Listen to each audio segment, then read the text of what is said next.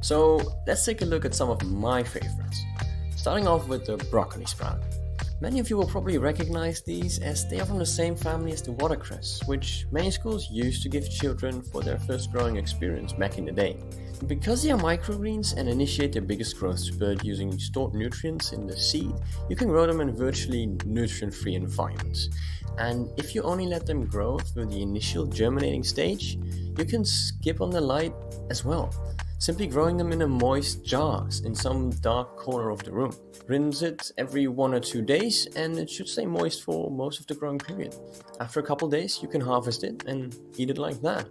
Supplying some soil and light, however, will let them survive for a longer period after this germinating stage and make them look like these cute mini greens, which I absolutely love. And it's my preferred method for daily relaxed harvesting, as I can just cut off what I need for the day and put it on some omelets or anything I'm trying to eat in the morning.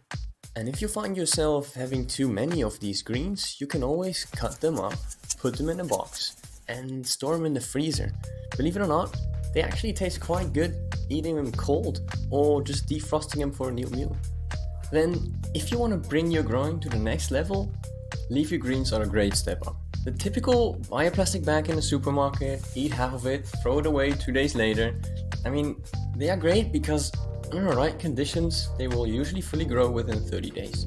But even if the plant isn't fully grown yet, you can already harvest the outer bigger leaves for, let's say, a burger or a wrap, especially if you just need one.